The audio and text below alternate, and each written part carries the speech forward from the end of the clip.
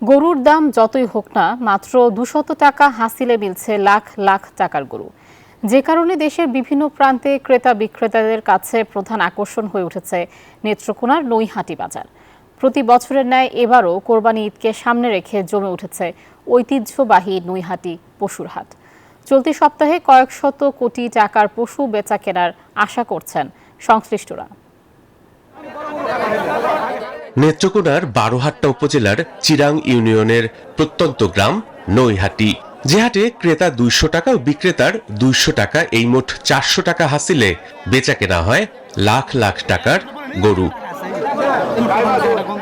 সংশ্লিষ্টরা জানান, এই বাজারে ছোট বড় মাঝারি বিভিন্ন সাইজের পর্যাপ্ত পশু নিয়ে আসেন প্রান্তিক খামারিরা।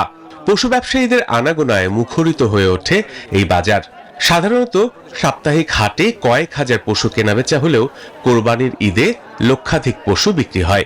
ঈদ সিজন ছাড়া যে বাজারটা হয়, এই বাজারে মনে করেন যে প্রত্যেক বাজারে আপনার 50-60 কোটি টাকার গরু বেচা কেনা হয়। ঈদ উপলক্ষে প্রায় কয়েকশো কোটি টাকা গরু বেচা কেনা হয়। সারা বাংলাদেশ থেকে বিভিন্ন পাইকাররা এখানে আসে, অনেক দূর থেকে ব্যাপারী এখানে আসে, প্রচুর টাকা এখানে বিক্রি হয়। ইন্ডিয়ান গরু এবছর আইছে না, এবছর আইছে না ইন্ডিয়ান গরু। আমরা বাংলাদেশে গরু দিতে তা না। ইজারা ছাড়াই প্রায় 2 কোটি টাকার রাজস্ব আসে এই হাট থেকে, কিন্তু বাজারটির অবকাঠামো উন্নয়ন না হওয়ায় হতাশ ব্যবসায়ীরা।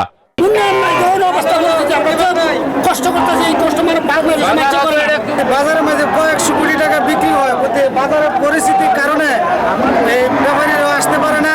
দীর্ঘ 15 বছর রাজস্ব ফাঁকি দিয়ে বাজারটি স্থানীয় প্রভাবশালী একটি সিন্ডিকেটের দখলে ছিল, কিন্তু পরে স্থানীয় প্রশাসন তা নিয়ন্ত্রণে নেয় জানিয়ে বাজারটির উন্নয়নে ব্যবস্থা নেওয়ার আশ্বাস দেয় প্রশাসন।